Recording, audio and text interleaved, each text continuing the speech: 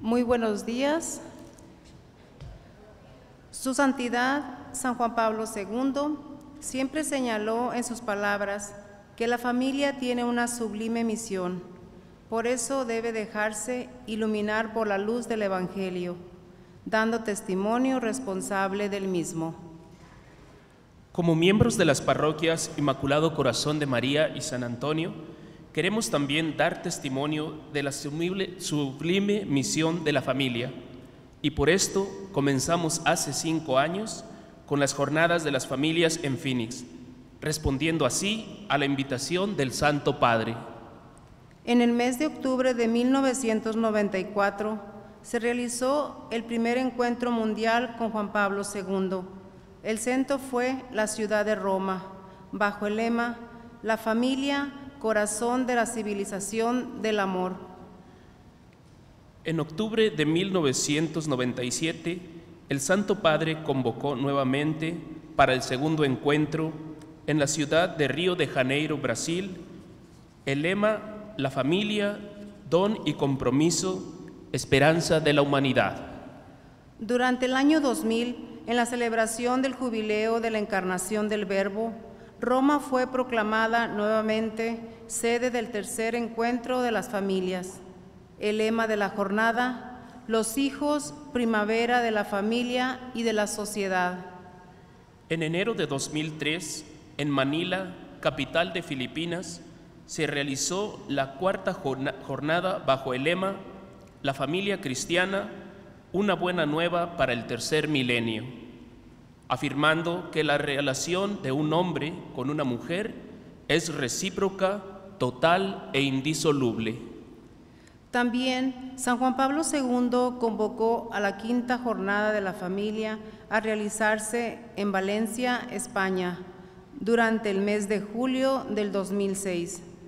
Eligió como lema esta vez la transmisión de la fe en la familia. Su Santidad Benedicto XVI realizó con gran vigor y alegría este encuentro mundial de las familias, recordando que el Evangelio de la familia tiene un valor central para la Iglesia y la sociedad, y así sucesivamente hasta nuestro presente año. Desde 1997 comenzaron las jornadas de la familia en la casa madre de nuestra congregación, en San Rafael, Argentina, respondiendo a la invitación que el Papa hiciera para preparación del jubileo del año 2000. Y ya habiendo cruzado el umbral del tercer milenio, continuaron estos encuentros anuales, conscientes de que la renovación de la cultura y la sociedad tendrán su apoyo en cada familia cristiana.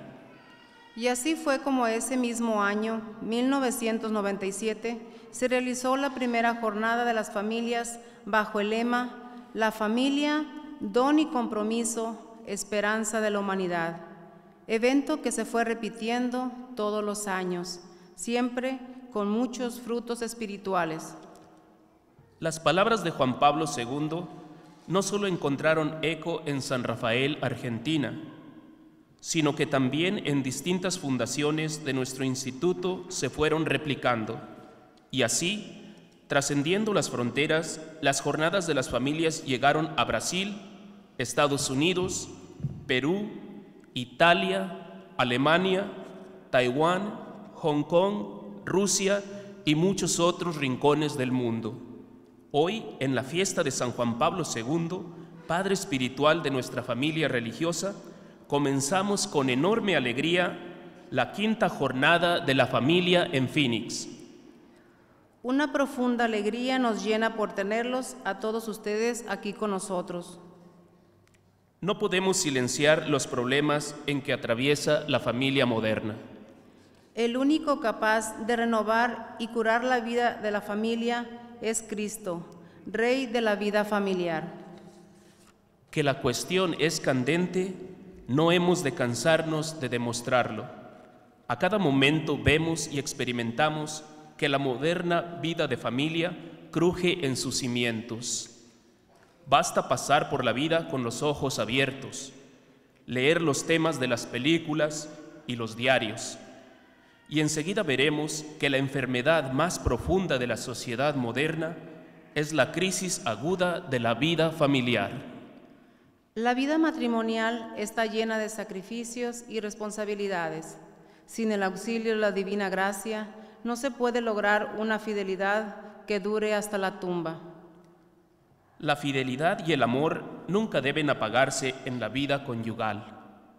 No se apagan si el matrimonio se asienta sobre el principio eterno de toda fidelidad y amor, Dios. ¿Qué es la familia según el concepto de la Iglesia? Es la institución que tiene por fin dar hijos al reino de Dios, acá en la tierra, la Iglesia, y dar hijos al reino de Dios en la eternidad, al cielo. La familia es la preparación para el cielo. Pero no lograréis tal empresa si no sois en verdad hombres que en vuestra propia alma y en la vida de familia llevéis a Cristo, si no le declaráis Rey de vuestra familia. Durante la Jornada Mundial de las Familias en España, el Papa Benedicto XVI dijo: la familia es un bien insustituible para los hijos, que han de ser el fruto del amor, de la donación total y generosa de los padres. Proclamar la verdad integral de la familia, fundada en el matrimonio como iglesia doméstica y santuario de la vida, es una gran responsabilidad de todos. Rezamos ahora un Padre Nuestro y así elevamos nuestras súplicas a Dios Padre, para encomendar todas las actividades de este día a su paternal cuidado. Nos ponemos de pie para rezar el Padre Nuestro. Padre nuestro que estás en el cielo, santificado sea tu nombre. Venga a nosotros tu reino, hágase tu voluntad en la tierra como en el cielo. Danos hoy nuestro pan de cada día. Perdona nuestras ofensas, como también nosotros perdonamos a los que nos ofenden. No nos dejes caer en tentación y líbranos de todo mal. Amén. La Santísima Virgen María, Madre del Verbo encarnado, nos guíe siempre en nuestra misión de familia para que podamos enseñar y transmitir a otros nuestro amor a Dios. A ella le consagramos esta jornada. Dios te salve María, llena eres de gracia, el Señor es contigo, bendita eres entre todas las mujeres y bendito es el fruto de tu vientre Jesús. Santa María, Madre de Dios, ruega por nosotros los pecadores, ahora y en la hora de nuestra muerte. Amén.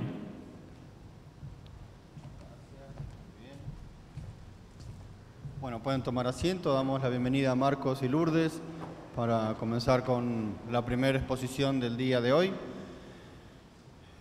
Como hacemos en otras oportunidades, después de la exposición, siempre habrá unos minutos para preguntas, entonces para aquellos que quieran después consultar, con mucho gusto.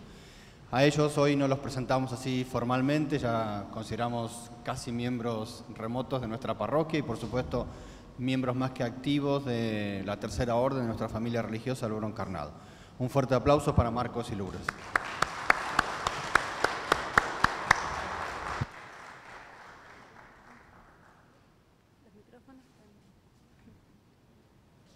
Está apagado.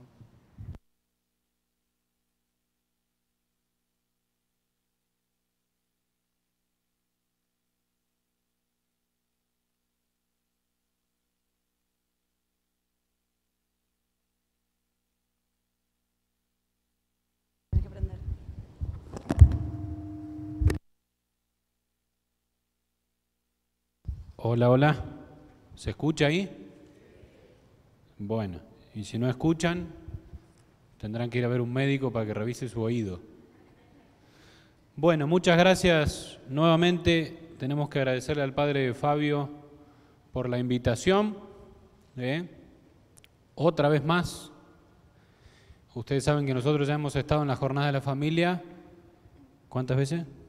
Esta es la cuarta vez que estamos, me parece, la cuarta.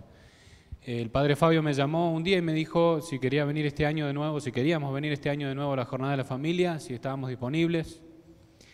Y yo le dije, yo estoy disponible, mi esposa está disponible, Pero, padre, pregúntele a la gente a ver si está disponible a escucharnos de nuevo. Y me dijo, sí, la gente los quiere escuchar de nuevo porque están entusiasmados con que vengan. Y bueno, y así me fue convenciendo de venir. Bueno, muy bien, la Jornada de la Familia este año vamos a tratar algunos temas que creemos siempre importantes. Acuérdense, no sé si saben todos, pero nosotros somos psicólogos, entonces psicólogos católicos, obviamente, y entonces la perspectiva que tratamos de darle a las charlas siempre es desde nuestra visión también como psicólogos y como psicólogos católicos, ¿no? Y eso también nos lleva a elegir los temas que vamos a tratar en cada jornada. Este año como primera charla, queremos tratar un tema que nos parece fundamental, que es el tema de la alegría en la familia. El tema de vivir la alegría en la familia. ¿Por qué se nos ocurrió este tema? Porque en uno de los flyers que recibimos de la Jornada de la Familia, cuando se empezó a publicitar que iba a existir este encuentro, encontramos uno de ellos, no sé si fue el único o qué, pero que traía una frase del Papa San Juan Pablo II, a quien hoy celebramos, y que seguramente ustedes van a ver que durante todas las charlas vamos a estar citando al Papa Juan Pablo II muchísimas veces, ¿no? Juan Pablo II decía esta frase que ustedes tienen ahí, no sé si la ven, dice, mantener una familia feliz requiere mucho, tanto de los padres como de los hijos. Cada miembro de la familia tiene que convertirse de una manera especial en siervo de los demás. Esta frase encierra todo lo que nosotros queremos decir en esta conferencia hoy. Tiene una profundidad justa, una precisión absoluta, como era el estilo del Papa Juan Pablo II. De entrada podemos vislumbrar algunos elementos de la felicidad en la familia, que de todas maneras vamos a ir desarrollándolos a lo largo de la charla. Pero, en primer lugar, fíjense, no se habla de la felicidad en la familia o de la alegría en la familia como un resultado espontáneo, como una cosa que surge así espontáneamente. Somos una familia feliz porque espontáneamente surgió así. No, habla de un esfuerzo, requiere mucho, dice ahí. Tanto de los padres como de los hijos. Entonces ya estamos teniendo un elemento que vamos a ir desarrollando en esta charla. Quiere decir que la alegría, que el ser alegres, no es simplemente un efecto producido por la espontaneidad de la vida, sino que es algo que se elige. Uno puede elegir y tiene que elegir estar alegre. La alegría se cultiva, la alegría se educa.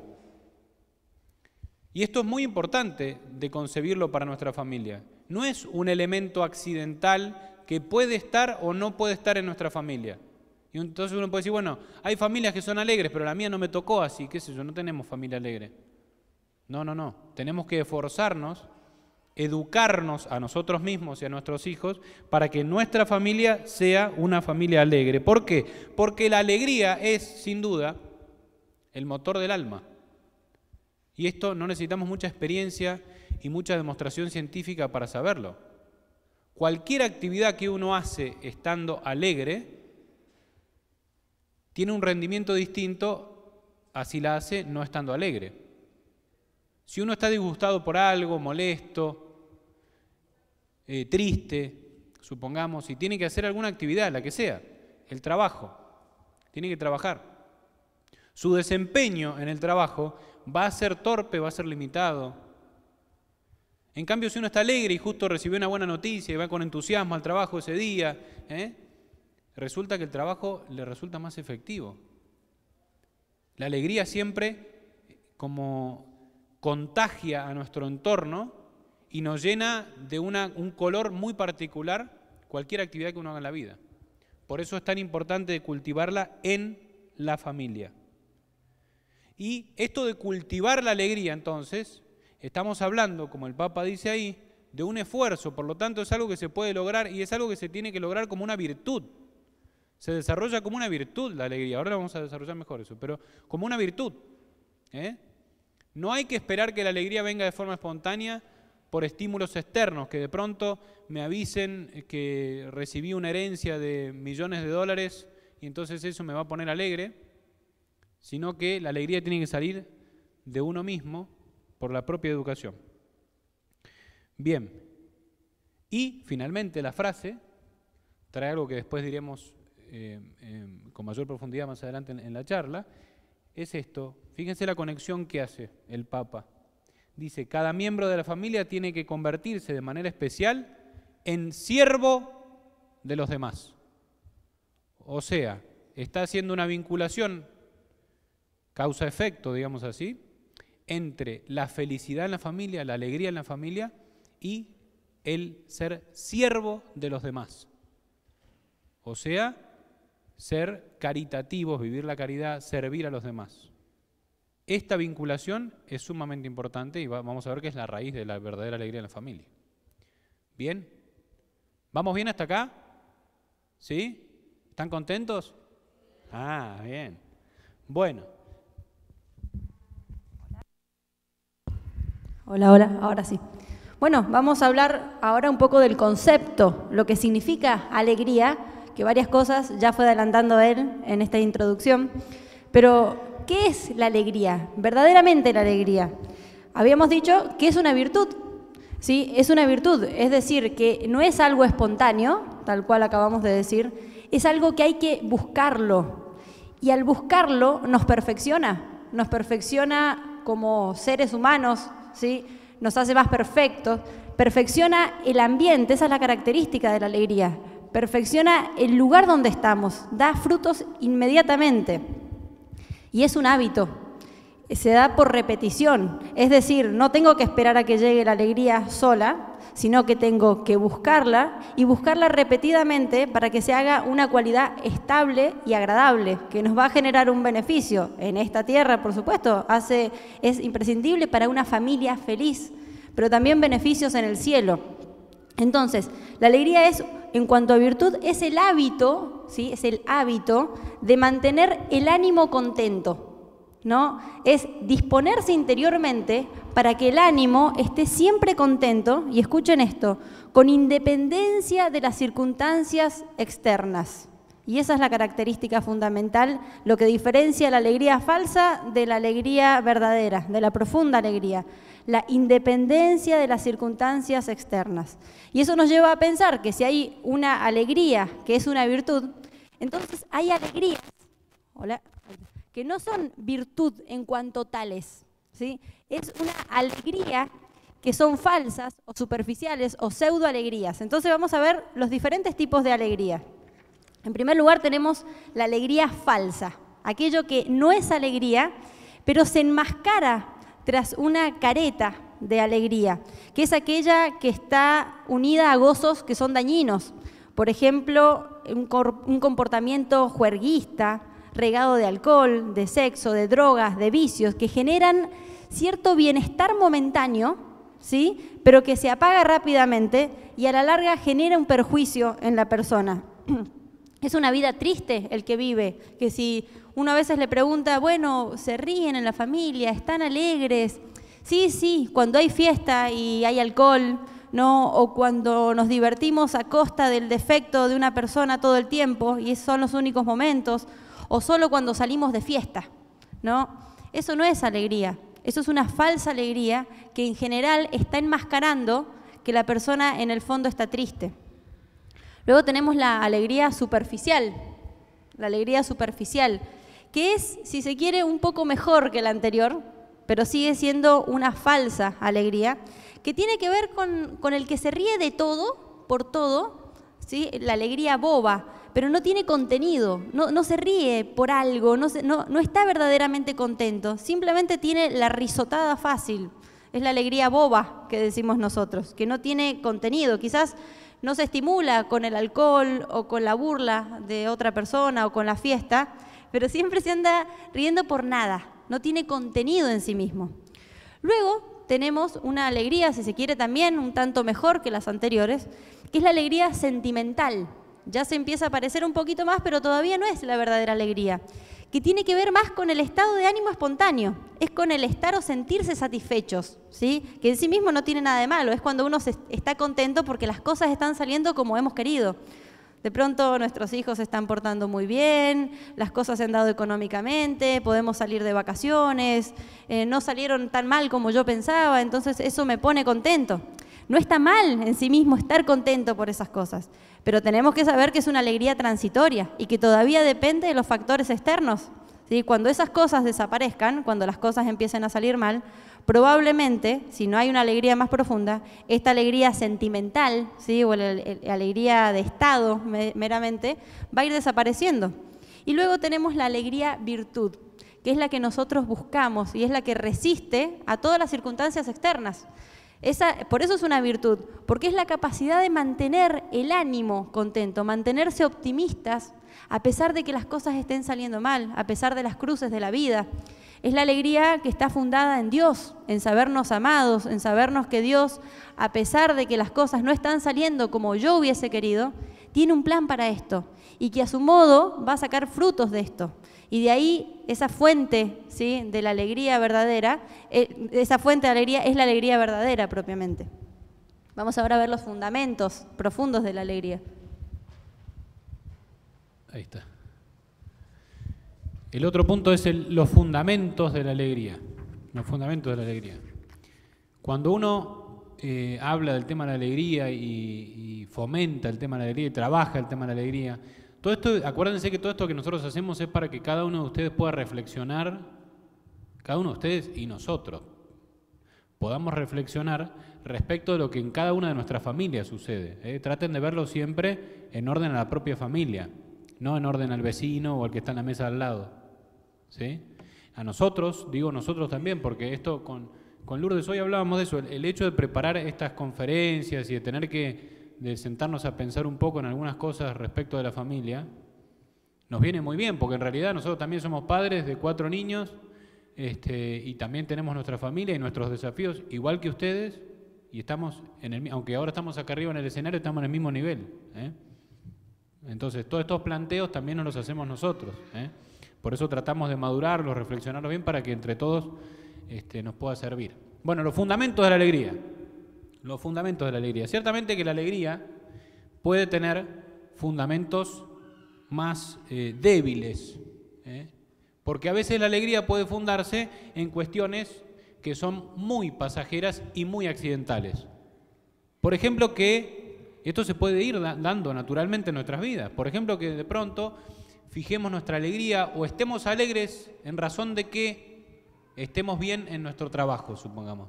Que tengamos éxito laboral o en el dinero, que de pronto podamos hacer mejor cantidad de dinero, y eso entonces nos da como una especie de seguridad y eso nos deja tranquilos, nos da alegría. O en la salud, en la comodidad, en el éxito social, o en cosas que a veces son súper accidentales y superficiales, como puede ser que me guste un deporte y que el equipo que me gusta de mi deporte va bien, va ganando. Eso a veces genera como una cierta seguridad y un fundamento de nuestra alegría, que obviamente, no hace falta decirlo, es superficial. ¿Por qué? Porque eso es accidental, como dije. Si de pronto, por ejemplo, en Argentina se sigue mucho fútbol, ¿no? ¿Saben ustedes? Soccer, sí, fútbol. ¿Saben de lo que estoy hablando? No sé. Y en Argentina hay muchos equipos, pero hay uno que es el más grande, ¿no? Lo vamos a dejar acá. Me refiero a River Plate, ¿no? No sé si han escuchado hablar de... Sí, River Plate es muy conocido en el mundo. Bueno, entonces River va ganando, va logrando muchos avances, tiene un éxito impresionante, hasta este último tiempo que se nos vino un poco abajo, ¿no? Estamos en una crisis en este momento en River. Si yo me pongo solamente feliz porque gana River los domingos, y ahora hace varios domingos que no gana, sería mi vida una depresión, ¿entienden? Porque depende de una variable que no puedo manejar, porque yo no puedo manejar a 11 jugadores detrás de una pelota, ¿entienden? ¿Se dan cuenta de lo que estoy diciendo? Bien, entonces estos son fundamentos débiles de la alegría. Hay, por supuesto, fundamentos más estables de la alegría. Fundamentos más estables de la alegría, por supuesto, existen los fundamentos más estables. Uy, se me fue. ¿Y a qué me refiero con esto? Por ejemplo, cuando uno ya no dirige las cosas, la mirada hacia cosas externas que me den seguridad, sino hacia cosas internas. Y es cierto que uno dice, no, bueno, yo tengo que ser culto, tengo que leer, tengo que gastar mi tiempo en la lectura, tengo que aprender cosas nuevas, y eso, claro, me enriquece como internamente, entonces eso me da cierta seguridad, me da cierta alegría, y eso está muy bien. Pero tampoco termina de alcanzar, tampoco termina de ser el fundamento de la alegría. El fundamento de la alegría da todavía un pasito más, y tiene que ser un fundamento más sólido, que es y consiste en el desarrollo de las propias virtudes. El estar contento significa estar contenido. Eso es. Aquel que es virtuoso contiene sus pasiones desordenadas, sus defectos, se controla cuando está un poco enojado y quiere decir algo de más y puede controlarse. Eso es estar contento, ¿entienden? Entonces es un fundamento mucho más sólido el desarrollo de las propias virtudes. Y aún más, un fundamento todavía mucho mejor y más sólido es la gracia de Dios. Ese es el fundamento de la alegría. Ese es el fundamento de la alegría. Fíjense ustedes, de esto todos tenemos experiencia, cuando al salir del confesionario experimentamos una paz tan grande, una felicidad que es única, que es muy particular. Eso lo da la gracia de Dios. Es decir, podemos tener que gane River Plate, podemos tener dinero, podemos leer un libro y encontrar que espiritualmente crecemos, podemos crecer en las virtudes, pero si no tenemos la gracia, la alegría no puede existir. La verdadera alegría no puede existir. Entonces fíjense cómo ya vamos atando algunas ideas que son muy importantes para tener en cuenta en nuestra familia. Es importante que los hijos tengan cosas materiales para más o menos estar alegres. Por supuesto que es un fundamento, pero no es suficiente.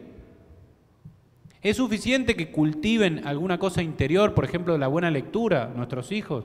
Sí, es muy bueno y es un fundamento de la alegría, pero no es suficiente.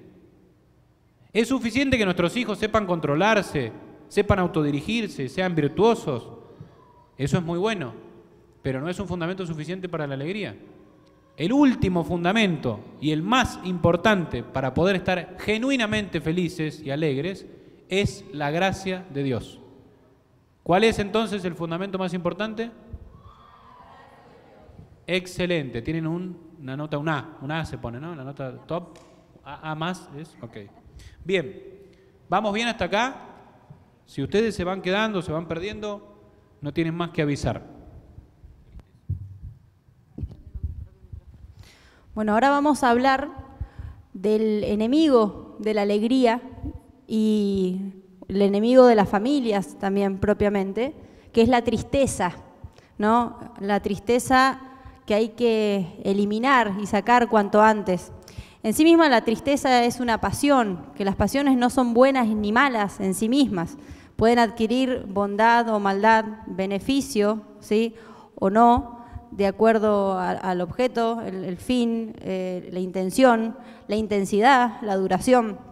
Entonces la tristeza, en algunos casos puntuales, puede ser buena o necesaria o natural. Por ejemplo, frente al duelo de perder una persona, ¿sí? Que habla del amor que se le tenía a esa persona. Entonces, detrás de esa tristeza enmascara el gran acto de amor que uno tenía. O la tristeza puede ser buena cuando estoy en pecado, o cuando alguien a quien amo está en pecado. Esa tristeza también está hablando del amor que yo no me doy cuenta, pero tengo por Dios y que me está haciendo una señal de alarma para que cambie de vida. O buscar y rezar y darme a aquel hijo, esposo, esposa, quien sea, querido, que está en vida de pecado. Pero hay una tristeza que es maliciosa y hay que eliminarla, y es peligrosa, y hay que erradicarla en cuanto antes, porque no me da miedo decir que es una especie de cáncer, ¿sí? Psicológico y espiritual, que cuando invade a la persona empieza a carcomer desde adentro los fundamentos, ¿sí? De esa alegría tan necesaria para la felicidad de la familia. Entonces, ¿por qué es peligrosa? Porque la tristeza es un estado que suele permanecer.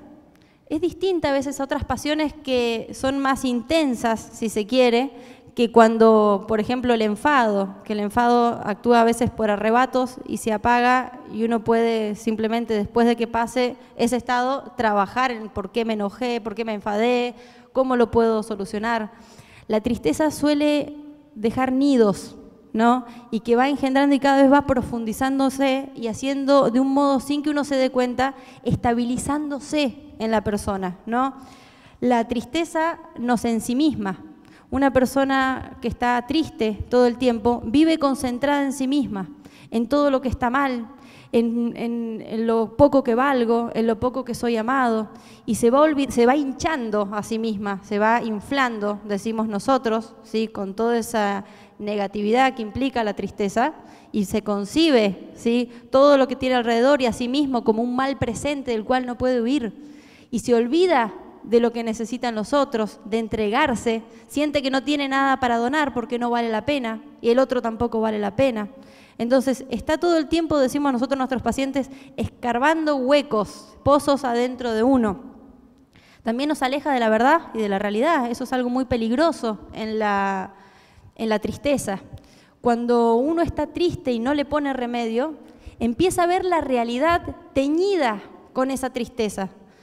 Una parte de la psicología, se llama psicología cognitiva, utiliza una buena analogía que dice, es como ponerse anteojos oscuros en un lugar cerrado y con la luz apagada, ¿no? Uno ve todo, ¿sí? Según esos anteojos negros en los que se ha puesto. Entonces, todo aquello que me pase es porque algo me sale mal, yo no valgo la pena, todo me sale mal, cuando una cosa quizás en el día fallé, y empieza a ver la realidad, alguien se equivoca, es malo, entonces empieza a distorsionar.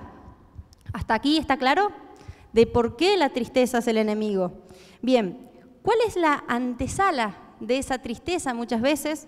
Que es el pesimismo, que constituye todo un hábito, ¿sí? Decimos nosotros, toda una filosofía de vida, que tiene que ver con una disposición a interpretar o a ver la realidad como vacía de oportunidades, vacío sí mismo de oportunidades, ¿sí? Tiendo a seleccionar solo aquellas cosas que no están tan bien. La persona que es pesimista tiene una habilidad impresionante. Nosotros lo vemos en el consultorio. Impresionante la habilidad que tiene para descubrir las cosas malas, aunque haya que rebuscarlas, ¿no? Y hace de eso malo que sucede la causa total de toda su realidad, ¿sí? Algo salió mal, entonces la vida es una porquería. No sirve de nada esta vida, ¿no? Perdón. ¿Se entiende? El pesimista, se ve a sí mismo como que carece de oportunidades o de recursos para afrontar las cosas que pasan. Aquello malo que pasa lo generaliza, ¿sí? Y lo totaliza. Entonces ve el futuro, ¿sí? No emplea recursos para poder salir adelante frente a los obstáculos, sino que se tira abajo, decimos nosotros. Tiene lo que se llama el abandono aprendido o el desamparo aprendido.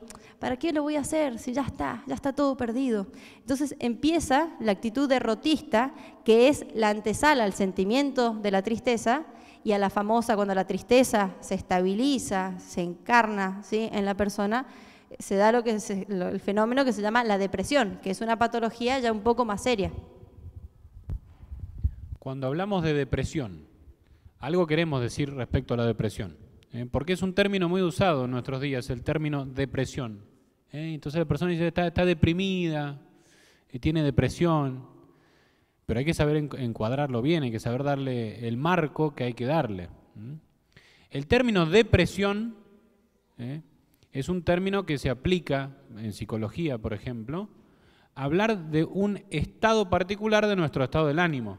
Nuestro estado del ánimo puede estar estable, puede estar, si está un poquito elevado, así puede estar un poquito elevado o eufórico, y puede estar deprimido, ¿sí? Podemos estar deprimidos como una situación ocasional, como un episodio aislado, pero también nos podemos enfermar de depresión. Y hay muchas personas que esto les pasa. Y es muy frecuente que hoy pase esto de la depresión. Es decir, dentro de los trastornos que nosotros ayudamos a las personas y todo, uno de los más frecuentes es los trastornos depresivos. Hay mucha depresión hoy en nuestros días. En parte, a veces por consecuencia de haber ido dejando aquello que dijimos, ¿no? Vivir la virtud de la alegría, empezar a estar tristes, el pesimismo, etcétera, etcétera, eso puede ir generando una depresión. Pero algo tenemos que decir de esto porque es interesante. Los síntomas. Cuando hablamos de depresión, hablamos de principalmente una tristeza que es patológica, una enfermedad de la tristeza. Eso es la depresión. ¿Y cómo la diferencio de una depresión, de una tristeza normal? Porque uno puede estar normalmente triste también. La tristeza es una emoción normal. A veces podemos estar ocasionalmente tristes. Recibimos una mala noticia o lo que fuera y nos ponemos tristes. Todos los que estamos en esta sala en algún momento de nuestra vida hemos estado tristes, hemos llorado, eso es normal. ¿Cómo distingo lo normal de lo que no es normal, de lo que es una enfermedad o una patología? Hay dos criterios que nos sirven para darnos cuenta si esto es normal o esto no lo es. Y son los siguientes. El primero es el criterio de la intensidad de las vivencias. La intensidad de la vivencia. O sea, voy a medir la tristeza en función de cuán intensa sea. ¿Cómo me doy cuenta si es una tristeza muy intensa o no? ¿Por cuánto me perjudica en el desarrollo normal y en el desempeño normal de la vida? Si de pronto esa tristeza me empieza a perjudicar en la relación con los demás, en la relación con mi esposo o con mi esposa, en la relación con mis hijos, en mi trabajo, en mi sueño, en mis ganas de comer y en todo, y entonces la intensidad es fuerte. Podemos estar hablando de un problema ya de una enfermedad. El otro criterio, el segundo, es la duración, el tiempo de esa vivencia. Uno puede estar ocasionalmente triste, puede tener un periodo de tristeza, puede estar bajoneado, se usa la palabra en Argentina, no sé si un tiempo, pero si eso perdura en el tiempo, o sea, si de pronto una persona está triste y muy triste durante mucho tiempo, entonces podemos hablar de que hay un problema. Y eso hay que tener muchísimo cuidado. ¿Cuáles pueden ser las causas de la depresión? Hay muchas causas de la depresión, pero al menos para englobar así en tres grandes grupos. Una puede ser la base temperamental de la persona. Hay personas que naturalmente tienden a ser más melancólicos, más que tienen más tendencia a ponerse triste, a lamentarse de las cosas, como que naturalmente son así. Esos, los que son más melancólicos, los que tienen un temperamento más dispuesto para esto, por supuesto que se tienen que trabajar y tienen que corregir esto cuanto antes, porque eso los puede llevar a un trastorno depresivo. ¿Qué? Claro, también eso, la importancia en los niños. Si uno ve que uno de nuestros niños es más tendiente, supongamos, a buscar la angustia, porque a veces es eso, frente a una cosa que le salió mal, frente a una llamada de atención o algo, tiende como a lamentarse demasiado, a angustiarse mucho.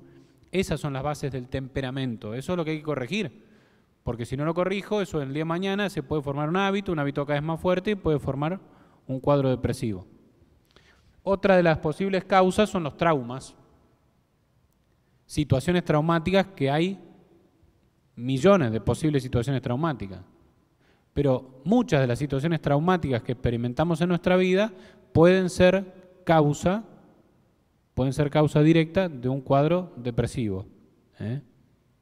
Supongamos el abandono de papá o el abandono de la mamá, cuando suceden en esas familias que el papá abandona a la familia, eso es un hecho traumático para muchos de los hijos, la mayoría de ellos, y puede que ese trauma haya fijado una huella donde posiblemente se desate después una depresión. O, finalmente, pusimos ahí la genética.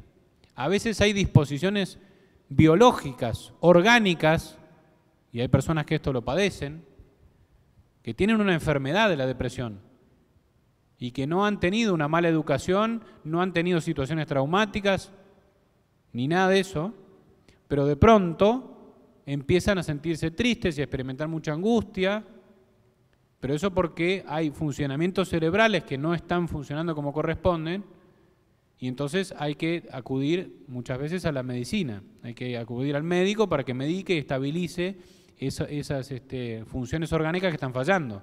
Eso es por genética muchas veces, se transmite de generación en generación. Un padre que tuvo un trastorno depresivo de este estilo puede que tenga un hijo depresivo. ¿Se entiende? Bien. ¿Hasta acá vamos bien? Hemos dicho qué es la alegría, hemos dicho cuáles son las falsas alegrías, cuáles son los fundamentos verdaderos de la alegría. Hemos dicho qué es la tristeza, que es obviamente la contracara de la alegría. Hemos dicho que la tristeza a veces se puede volver patológica, se dice, o como una enfermedad, que es esto de la depresión que acabamos de decir. Y hasta acá vamos. ¿Nos siguen hasta acá? Bien. Para curar nuestra tristeza. ¿Querés empezar vos o empiezo yo? ¿Cómo hacemos? Para curar nuestra tristeza. Hemos establecido acá algunos remedios, que ahora les vamos a contar de dónde salen. Estos remedios que dicen acá, para la tristeza, son remedios para la tristeza normal, no para la tristeza patológica. O sea, no para la depresión. A veces estos remedios, cuando uno está deprimido realmente y tiene un problema, no alcanzan. Tiene que recurrir a un profesional que lo ayude, que a veces puede ser con la medicina o con una terapia, supongamos, ¿tá? Bueno, pero estos son remedios normales, como dije, todos podemos experimentar momentos de tristeza. Y si uno se deja abatir por la tristeza, está dejando de ser, de autodirigirse, y entonces está perdiendo la capacidad de ejercer la virtud y de mantener la alegría en la familia. Entonces hay que aplicar estos remedios para la tristeza. Estos remedios para la tristeza son dados por Santo Tomás de Aquino. Santo Tomás de Aquino decía, estos son los remedios para salir de la tristeza. ¿Cuáles son? Muy simples, miren. El primero, llorar. Llorar. Esto es muy importante. El desahogo, sacar esa angustia. El llanto es un mecanismo natural del ser humano para sacar la angustia. De hecho, a veces, después de un buen llanto, incluso de esos sollozos, así que sale todo, sale, deja que salga. Eso es muy importante. El llorar, porque a veces, ¿qué pasa? Cuando uno está triste, por no mostrar debilidad, o por miedo a parecer frágil, o por qué sé yo qué razón, no se anima a llorar. Y si no llora, si no saca esa angustia, eso puede ser muy grave, porque eso después se enquista acá adentro, y eso por algún lado sale, pero sale mal. Sucede, por ejemplo, nos ha pasado a ver, por ejemplo, cuando se muere un ser querido, y vos ves que están ahí enterrándolo, todo, en el cementerio, y está uno, no sé, el hijo de la persona que se murió, así. Nada, como si nada hubiese pasado. Y vos decís, no es que no está angustiado, no es que no está triste porque se murió su papá, claro que lo está, pero no llora. Y dice, bueno, no, porque es muy fuerte, tiene mucha fe. No siempre esa es la explicación. Es necesario llorar. Luego, dormir y bañarse. Son a veces consuelos sensibles que también sirven para poner paños fríos, decimos nosotros, cuando la emoción de la tristeza está muy intensa, ¿no? Son deleites sensibles que son buenos, que son lícitos. A veces una característica de la tristeza es que fatiga, ¿no? La tristeza genera mucha fatiga, porque también genera mucho pensar, mucho reflexionar, ya habíamos dicho, hacia adentro, que nos hincha. Entonces eso produce un estado de gran cansancio, de abatimiento. Entonces el remedio natural, a veces más sencillo, es duerme más este tiempo, por supuesto. Si esto sigue acompañado de pensamientos, de la disposición pesimista, ese dormir también se puede hacer patológico en algún momento. Cuando es natural, ¿sí? Cuando esa tristeza todavía no es patológica, y ese dormir es simplemente para ayudar a aliviar la tristeza, no para evitar las causas, no para seguir estando en la cama sin dormir, para fomentar los pensamientos. El bañarse, ¿sí? Con mucha sabiduría, Santo Tomás de Aquino se adelantó en todos los tiempos, ¿no? Que decía, sentir el agua tibia, sentir el agua sobre la piel. Nosotros en el consultorio aplicamos una técnica que se llama sensaciones conscientes, ¿no? Que es la persona cuando está muy nerviosa, está muy triste, se disocia de sí. Está su cuerpo por un lado y su mente por otro lado. La mujer está haciendo la comida y está pensando en otra cosa, está lejos, ¿sí? Una persona triste está pensando en lo mal que le salen las cosas, en lo fea que es la vida, en lo inútil que se siente mientras cocina. Su cuerpo está en un lado y su mente está en otra. Una persona más sana va a ser mientras más unificada va a estar, ¿sí? Va a estar, si está cocinando, que esté observando la comida, ¿sí? Que esté tocando, ¿sí? La cuchara para revolverla. El baño caliente viene a eso, a tratar de concentrar las fuerzas, ¿sí? Sobre esa sensación que el cuerpo recibe y por un segundo se abstrae de esa tristeza, se aleja de esa tristeza y se vive de un modo más unificado. Yo estoy aquí y toda mi persona está concentrada en donde tengo que estar y eso favorece al próximo paso, que es el entregarme aquí y ahora a la persona que lo necesite, concentrarme en las necesidades del otro, pero para eso tengo que estar unificado. Entonces, el bañarse, el saber comer, tiene que ver con esto, con unificar nuestro cuerpo y nuestra mente en el mismo lugar. Después dice Santo Tomás, cosas deleitables y cosas bellas. Deleitables quiere decir que se disfrutan, cosas que se disfrutan, y cosas bellas. Entonces, por ejemplo, es muy bueno si uno está triste, comer algo que le gusta, disfrutar de un paseo. Cosas bellas, lo mismo, ver un paisaje, supongamos. Eso hace que el alma se expanda y que el alma salga de la tristeza. Consuelo de los amigos. Cuando uno está triste tiende como al aislamiento, a tratar de no comunicarse, el salir, el expandirse, el estar con los amigos, eso nutre el alma y alegra. Actividades humanas nobles y atractivas, entre otras cosas, por ejemplo, la actividad física.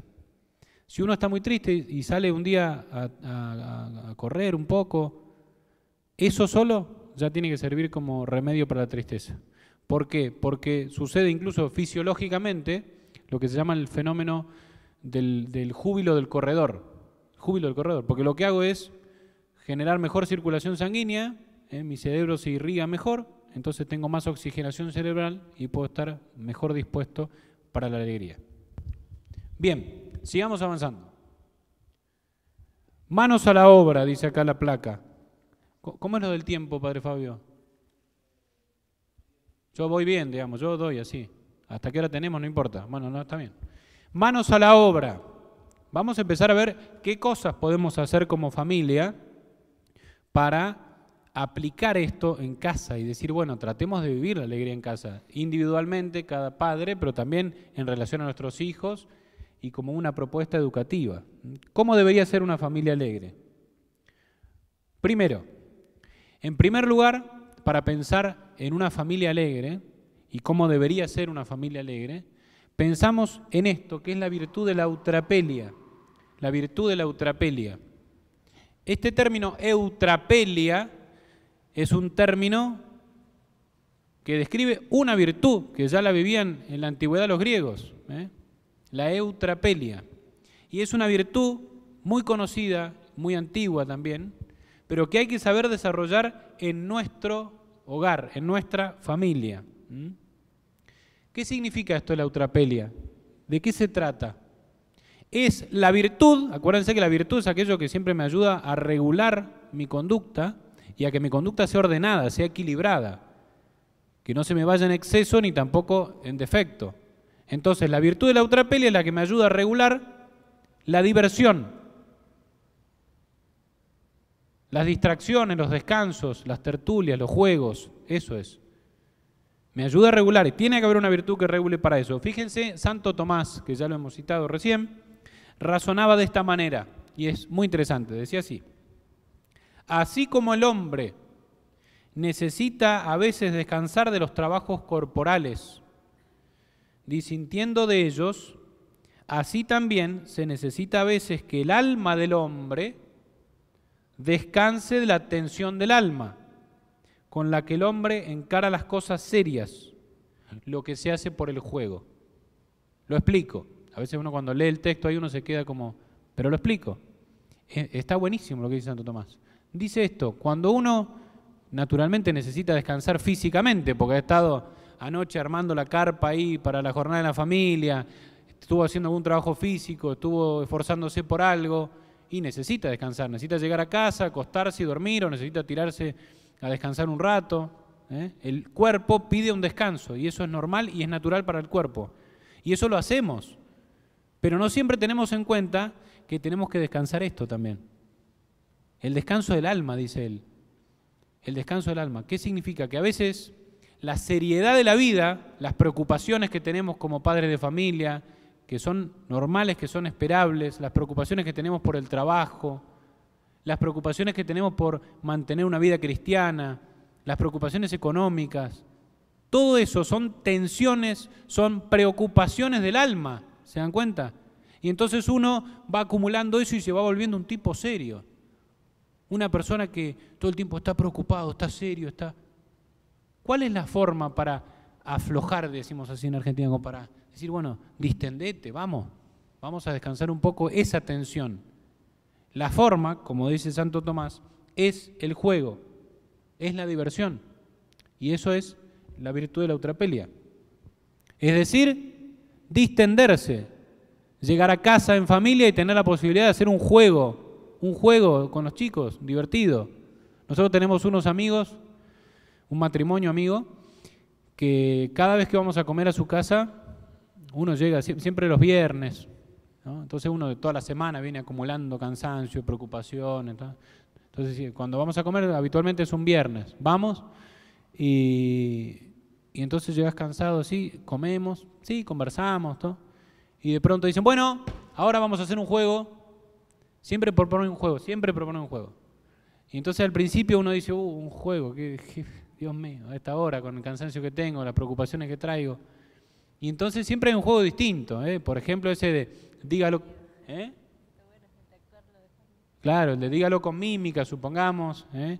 Y entonces de pronto, o hacer una escena, un día era, estos son muy devotos de la guadalupana, y entonces cuando era la Virgen de Guadalupe hicieron un encuentro y había que representar el momento que Juan Diego va con el poncho y muestra las flores. Y entonces tenías que actuar, tenías que salir, y eso era re divertido, porque ver actuar al otro que no sabe ni actuar, pero nada, nos matamos de risa. O los juegos de imitar algo o de decir con mímica es una cosa, ese juego que tenés que decir una palabra sin decir la palabra, ¿cómo se llama? Bueno, esos juegos así. Entonces, al principio uno está medio ahí, pero empezás como a destrabarte, empezás a descontracturarte, te reís un rato, disfrutás, y después es un alivio, sentís menos sueño, menos cansancio, y al final terminás agradeciéndole a esas personas por tener esto. Bueno, eso, el divertirse bien y sanamente, tiene que estar en casa. Pero fíjense el último dato que doy de esto. Divertirse con señorío. Señorío, ¿qué significa? Ser señor de uno mismo, ser dueño de uno mismo. Porque si diversión va a ser empezar a ponerme eufórico, como decíamos que el ánimo podía ir normal, podía estar eufórico, podía estar deprimido, y me empiezo a poner como muy eufórico y empiezo a acelerarme demasiado. Por ejemplo,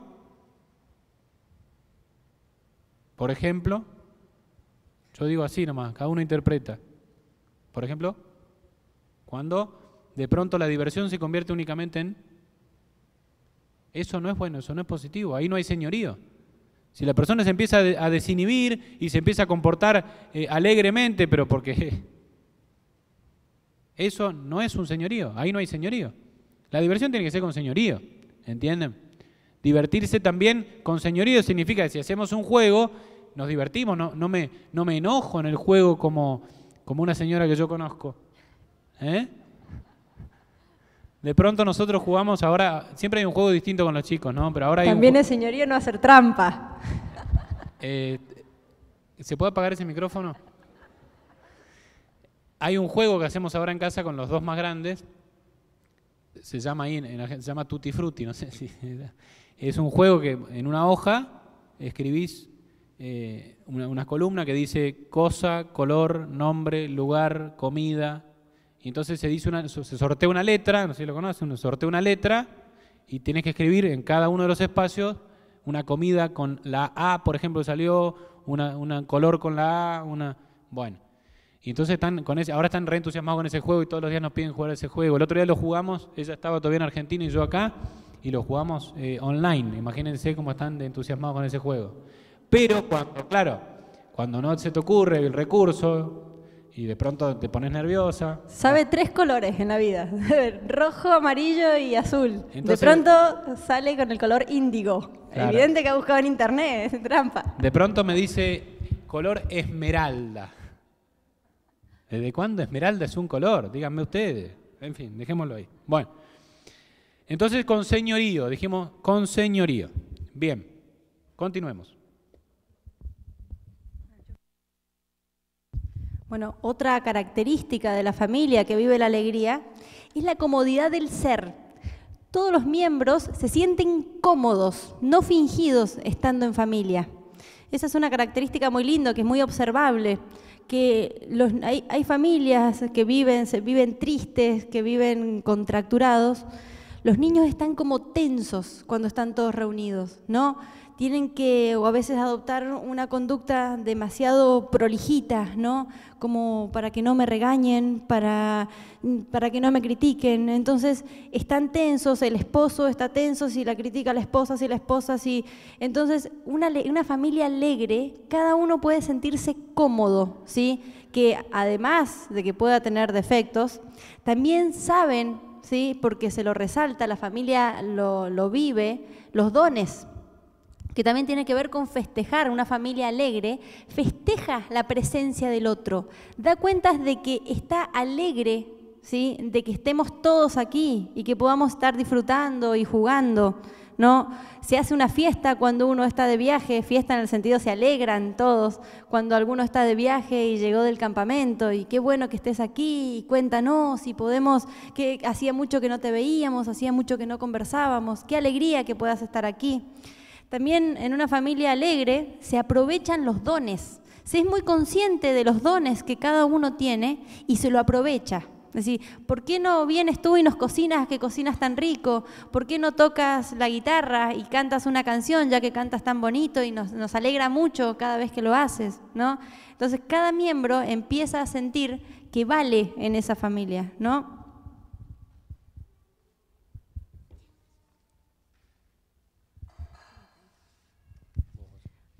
Sigo yo. Bueno, ¿cómo poner en práctica, ¿sí? la alegría en la familia? En primer lugar, hay que ser muy conscientes de esto. La llave es papá y mamá, ¿sí? Si papá y mamá no viven la alegría como virtud, la familia no va a ser alegre. Que también se relaciona con la segunda característica. Los padres son modelos positivos. Esto es así, el ser humano tiene aprendizaje vicario, que se llama. El niño aprende viendo, más que lo que uno le puede llegar a decir todo el tiempo. Los niños observan todo, todo. Por eso a veces la paternidad es tan difícil, porque se compromete lo que nosotros queremos inculcarle, pero también lo que nosotros somos, ¿no? El niño ve lo que nosotros decimos, pero ve la forma en que lo decimos, ve la forma en que nos tratamos, ve la forma en que trato al otro hijo, ve la forma en que me relaciono con mi jefe, con mi padre, con mi madre, todo. Entonces, uno tiene que ser absolutamente consciente de este punto, ¿no? Si uno se pone a observar a sus hijos, se va a sorprender, que uno se encuentra que trata al hermano del mismo modo en que yo los trato a ellos. Entonces, si uno empieza a vivir verdaderamente y profundamente la alegría, como los fundamentos que les dimos recién, la familia va a empezar, los niños van a empezar a copiar naturalmente esto, van a empezar a ser optimistas, ¿sí? Van a empezar a estar alegres, a confiar en sus propias posibilidades. Y aquí el tercer punto, que es la vivencia del optimismo en la familia. El ser optimistas hace a que la práctica de la alegría funcione en la familia, ¿eh? El ser optimista. ¿Qué significa ser optimista? No es simplemente especular positivamente sin fundamento. No, ser optimista significa que uno, porque también es una virtud, que uno confía razonablemente en las buenas cualidades de la otra persona, supongamos, y entonces se muestra optimista. Si yo le digo a un hijo, vamos, y podés cambiar, te puede ir bien. Te puede ir bien en el colegio en ese examen. Eso es optimismo en el caso que yo conozca que él tiene las capacidades reales para lograrlo. Si yo conozco que él puede realmente hacerlo y así le fomento esto, entonces soy optimista. Y el optimismo necesariamente, como es muy pariente cercano de la fortaleza, de la esperanza, genera un clima y un ambiente de mucha alegría, ¿eh? Si en casa, imagínense, de pronto un niño dice algo, otra vez, dice por ejemplo, quiero ir a las boches Verbi ahí en la parroquia, otra vez, el papá se queja todo el tiempo, y es un pesimista. El niño crece creyendo que él tiene un problema, que él no sirve, que él no vale, que él es un peso. Por eso el optimismo genera un ambiente en la familia que no tiene comparación. Bien, ¿vamos bien hasta acá? Ok. Siervos de los demás. Dice ahí la placa, siervos de los demás, la caridad como fuente segura para la alegría en la familia. ¿Se acuerdan que al principio citamos la frase de Juan Pablo II? ¿Se acuerdan? No se acuerdan nada ya a esta altura. ¿Sí? ¿Alguien la anotó la frase? ¿Sí? Dicen, ¿quién la anotó? ¡Qué alumna perfecta! A ver, ¿la quiere leer? A ver.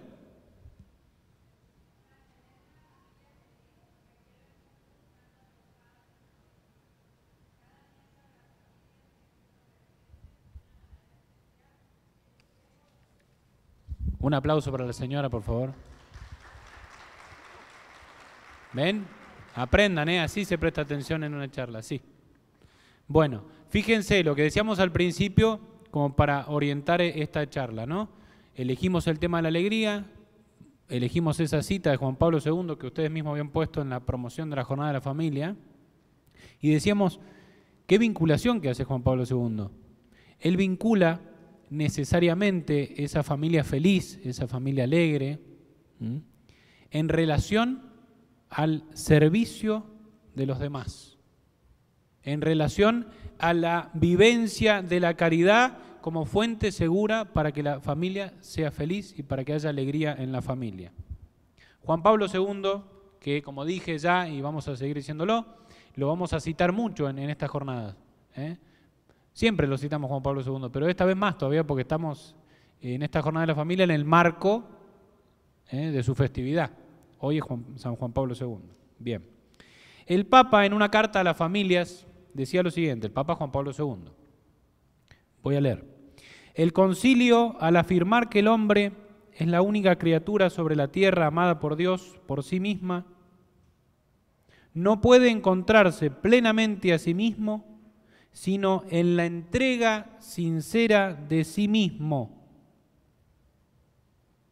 Fíjense lo que dijo el Papa, Lo repito.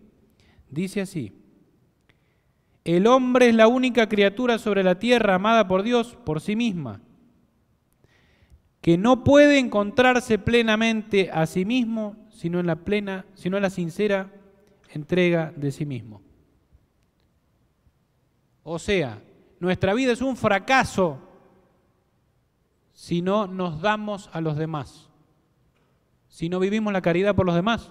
Eso está diciendo. O sea, la vida de este ser humano creado por Dios, puesto en este mundo, se vuelve un absurdo si no está contemplado esto. O sea, no es una cosa anecdótica que algunos lo logran o que será un objetivo de algunas personas. No, es algo esencial, necesario. ¿Se dan cuenta?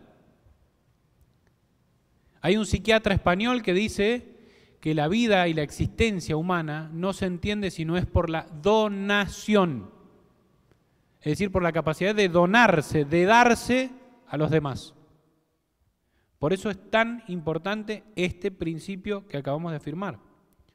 Pero ¿qué significa esto de servir a los demás? ¿Qué significa esto de vivir la caridad con los demás?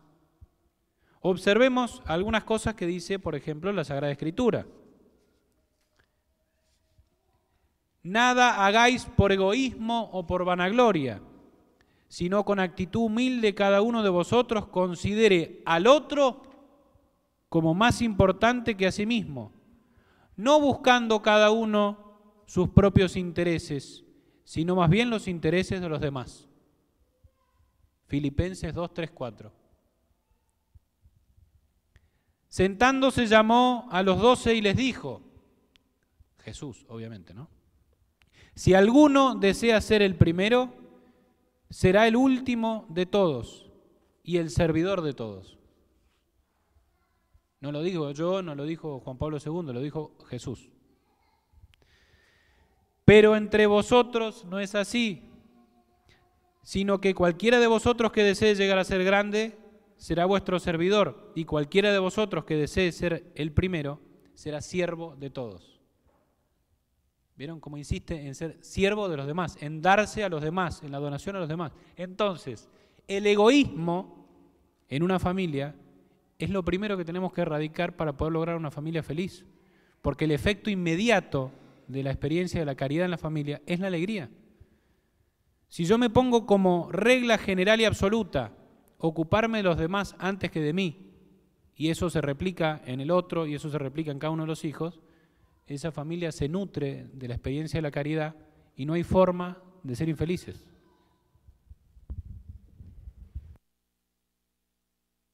Y ya para ir terminando, les damos algunos consejitos para poder promover esto en la familia, algunos tips así prácticos para que se viva la virtud de la caridad, del servicio al otro, para llegar a esta virtud tan importante que es la alegría. En primer lugar, tenemos que tratar de vivir la virtud de la benedicencia, ¿sí? Que es hablar de las cosas positivas del otro y de los otros, no permitirse la crítica, jamás. Jamás. Y si por alguna circunstancia tenemos que hacer una crítica, por ejemplo, estamos viendo que quizás una amistad de nuestros hijos está teniendo algún defecto que está afectando a la virtud de mi propio hijo, hacerlo en un contexto de resaltar las virtudes. En pocas palabras, no hay que ser tan criticón, decimos nosotros. No sé si ustedes tienen esa palabra, criticón. Y si por algún motivo tenemos que criticar, o criticamos porque se nos escapó la crítica, obligarnos a decir al menos 3 cosas buenas sobre la marcha de esa misma persona que estamos criticando. Erradicar la crítica fácil, ¿sí? Acostumbrarse, a veces sin motivo específico, de hablar de las virtudes y los dones de todas las personas, no solamente de los miembros de la familia, sino de personas de las que estamos hablando, hacer comentarios positivos. Otro punto es acostumbrarnos a ver las necesidades del otro. Eso es muy importante que lo promovamos en nuestros hijos, ¿no? De estar atentos, esposos primero, en primer lugar, a ver qué necesita el otro, ¿sí? El esposo, si su esposa tiene hambre, si está bien, si está triste, y anticiparse, no esperar a que me lo pida, sino adelantarse a eso y buscar... No tengo sed ahora. Buscar satisfacer, ¿sí? En la medida de lo posible y después promoverlo. Oye, fíjate si tu hermano necesita algo, si tiene hambre, queda solo una golosina, ¿te parece que le preguntemos a tu hermano si la desea? Anticiparse, siempre anticiparse y entrenarlo desde muy pequeñito. Dedicar en familia tiempo, ¿sí? A obras de misericordia, ayuda material.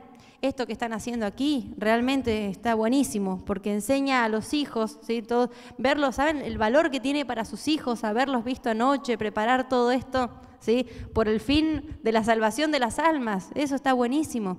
También se pueden proponer armar una especie de alcancía y hacer algún sacrificio en familia para luego quizás ahorrarse salir a comer, algún sacrificio material para luego entregarlo a alguien que lo necesite.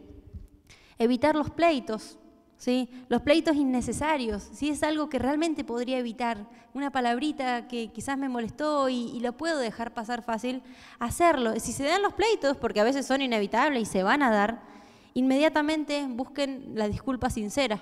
Promuevan que si sus hijos se pelean, al menos no se vayan a la cama sin haberse ofrecido unas disculpas, ¿no? Vivir la alegría del perdón, decir, bueno, ya le pidió disculpas, hizo un esfuerzo, reconocer ese esfuerzo, ¿sí? Hijo, me doy cuenta de lo que te ha costado pedir disculpas, pedir perdón, realmente estoy orgullosa, estoy contenta por lo que acabas de hacer, ahora vete y duerme con el corazón tranquilo.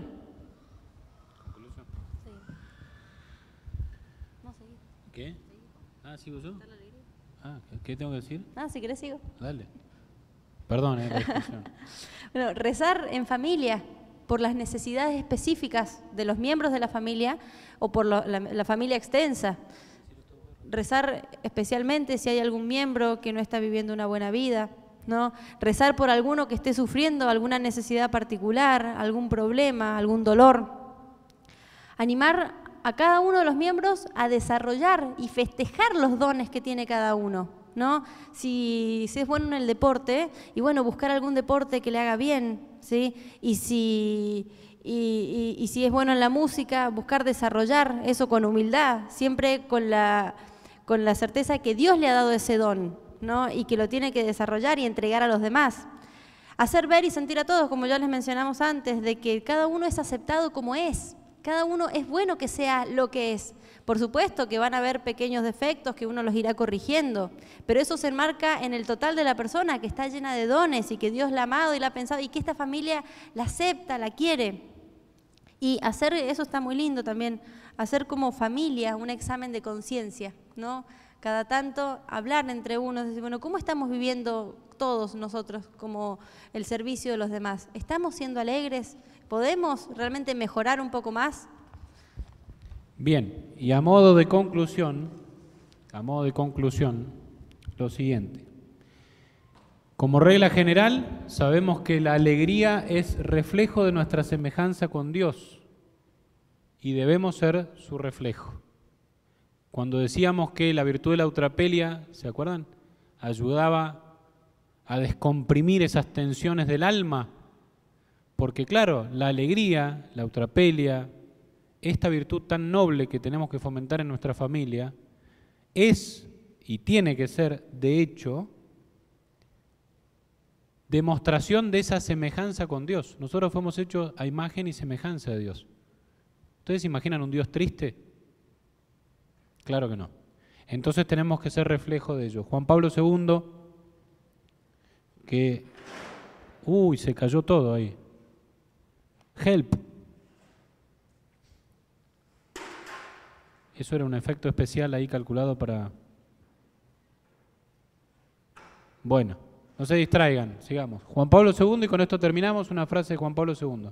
La familia, en cuanto que es y debe ser siempre comunión y comunidad de personas, encuentra en el amor la fuente y el estímulo incesante para acoger, respetar y promover a cada uno de sus miembros en la altísima dignidad de personas. Esto es, lo que decíamos recién, de imágenes vivientes de Dios. Muy bien. ¿Entendieron hasta acá? ¿Quedó alguna duda? ¿No? ¿La alumna perfecta? ¿Está todo bien? Bueno, ahora lo que vamos a hacer antes de cerrar y antes de los aplausos y todo eso, van a hacer tarea para la casa. Esto no se queda acá. ¿Ustedes qué se creen? ¿Que venía a escuchar nomás? No. Acá hay que trabajar. Entonces, ¿todos tienen su carpetita ahí? ¿Y su hoja y su... para escribir ahí todos? Yo no tengo carpetita. ¿Por qué todos tienen carpetita y yo no tengo carpetita? Qué injusto que es la vida, ¿no? Bueno. Van a escribir esto, vamos. Van a hacer un trabajo práctico para la casa.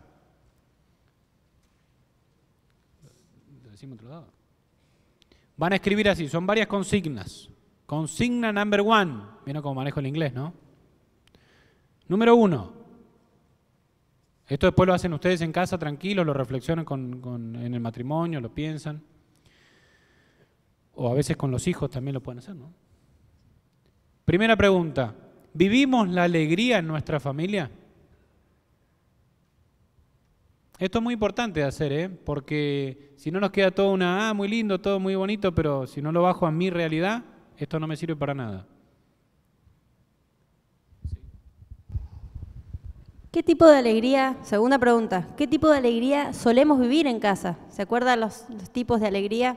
Vivimos una alegría boba, vivimos una alegría que solo se da cuando está el alcohol de por medio o la fiesta. ¿Qué tipo de alegría? ¿Y qué tipo de alegría queremos vivir? Tercera pregunta, ¿somos optimistas? Y si no lo somos, ¿qué debemos corregir? Hacer un examen de conciencia, sobre todo el matrimonio, ¿no? ¿Qué debemos hacer para poder ser más optimistas? Luego vamos a hacer una especie de plan, ¿sí?, familiar para vivir la alegría del optimismo. Por ejemplo, primer punto, ¿cómo vamos a vivir la eutrapelia en casa? 3 actividades tienen que pensar, ¿no? Haremos un juego los viernes, haremos, no sé... Me parece que quedó ahí, se perdieron un poco, veo algunas caras, ¿no? Entonces, el 4 es hacer un plan para vivir la alegría y el optimismo. Y dentro de ese punto 4, que es hacer este plan, 4A. La 4A sería el primero dentro del 4, ¿cómo vivimos la eutrapelia en casa? Y entonces ahí pueden establecer 3 opciones para vivir la eutrapelia, como el ejemplo que puse de jugar al tutti frutti. El segundo punto dentro de ese 4 es ¿Qué dones voy a resaltar y aprovechar de mis hijos y de nosotros? ¿Qué dones? ¿Qué dones? Ahí se tienen que sentar a pensar en cada uno de sus hijos y de su esposo o esposa. Decir, bueno, ¿qué don veo? ¿Y cómo lo estamos aprovechando? ¿Y cómo lo vamos a aprovechar? ¿Cómo viviremos? Otro punto, ¿sí? Digamos 4C. ¿Cómo viviremos la benedicencia? ¿Cómo vamos a hacer un plan familiar para empezar a hablar bien de los demás, a salvar la intención, por ejemplo? Es decir, tratar de poner buenas intenciones sobre un fallo de la otra persona y no solamente de la familia. Se pueden sacar a propósito temas, por ejemplo, en la mesa, de lo bien que actuó aquella persona, de un don, a propósito sacar, por ejemplo. Otro punto D, sería 4D. ¿Qué obras de caridad haremos como familia? También pensar 3 cosas al menos. Y finalmente, ¿qué obras de caridad podemos hacer unos con otro? El último punto. ¿Qué obras de caridad podemos hacer unos con otros los miembros de la familia? Con el que esté, uno tiene que aprender a anticiparse, con el que esté necesitado. Hacerse como una especie de plan diario, es decir, todos los días yo tengo que anticiparme a la necesidad del otro, ¿sí? Al menos una vez por día. Esposos de sus esposas, esposas de sus esposos, con el hijo 1, con el hijo 2, con el hijo 3, con el hijo 11 creo que había por ahí, ¿no? Con cada uno de los hijos, ¿qué voy a hacer para anticiparme una necesidad sin reclamársela? Hasta invisible, hasta a veces sin que se dé cuenta el otro que yo lo hice. No, y listo, y fin de la tarea. Eso es para que puedan bajarlo, digamos, todo esto y aplicarlo en casa, ¿eh? Y mañana les tomamos examen. Bueno, listo, nada más.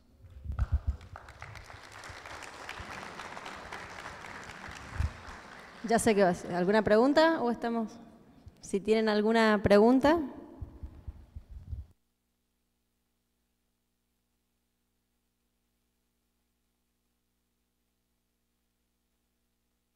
Si alguien tiene una pregunta, levanta la mano y le pasamos el micrófono.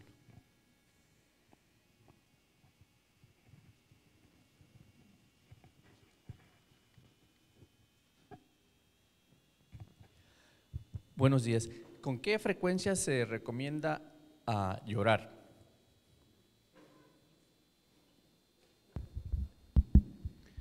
Hola. Hola. ¿Cómo estamos? ¿Bien? Muy bien. Bueno, gracias por la pregunta. El tema del llorar que habíamos establecido como remedio que daba Santo Tomás, primer remedio que daba Santo Tomás para liberar y aliviar la tristeza, es siempre en orden a la tristeza. Entonces, ¿con cuánto tiempo, con cuánta frecuencia conviene llorar? La respuesta es, en la medida que estemos tristes, siempre conviene llorar para sacar esa tristeza. O sea, equivale a la cantidad de veces que esté triste, sería eso, ¿eh? Lo que pasa es que ahí lo que tengo que medir es eso que había dicho antes para distinguir si es que esa tristeza que estoy viviendo no se ha convertido en algo medio patológico.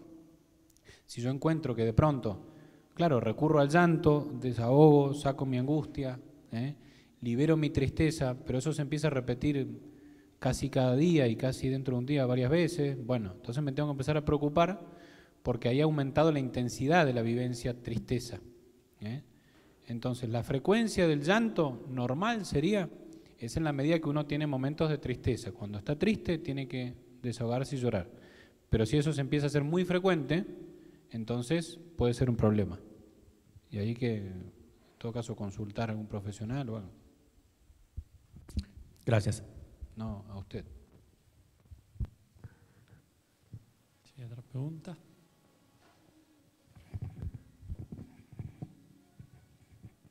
Cuando una persona ha perdido un ser querido, más o menos ¿cuánto es el duelo que debe de tener, o sea, de la pérdida? Porque si ya ha pasado un año y está llorando constantemente y ese llanto como que se hace más fuerte durante la noche, que no la deja dormir a esa persona o que se le va el hambre, ¿eso es ya normal o no es normal? No hay un tiempo específico para el duelo. Ciertamente no es que haya se han establecido un cierto camino, más o menos realmente muy a modo didáctico del proceso que hace el duelo.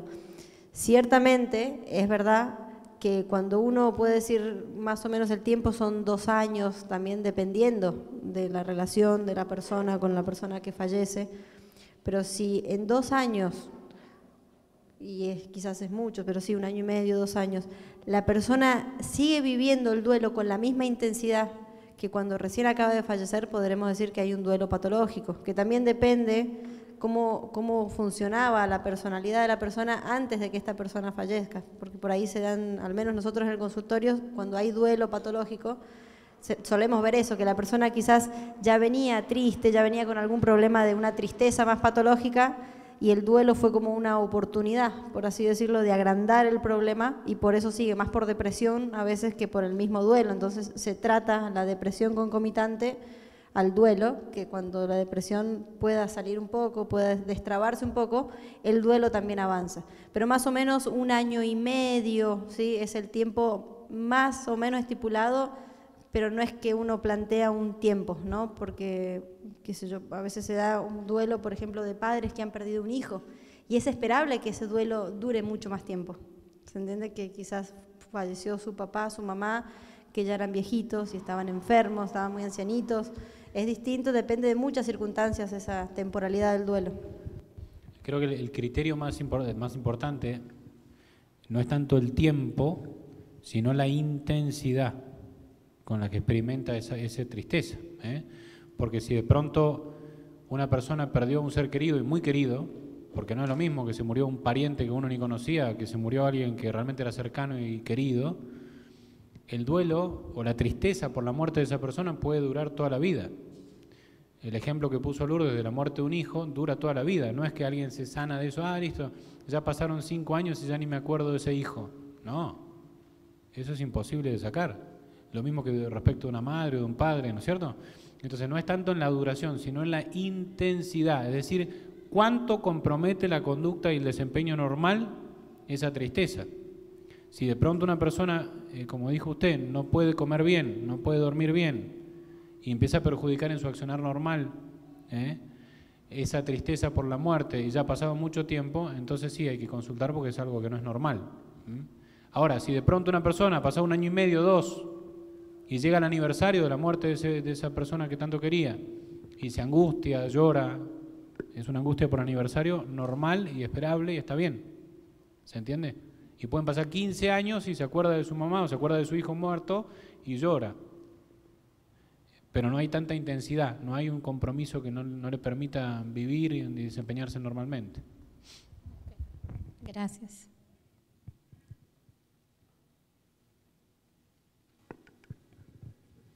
¿Una otra pregunta?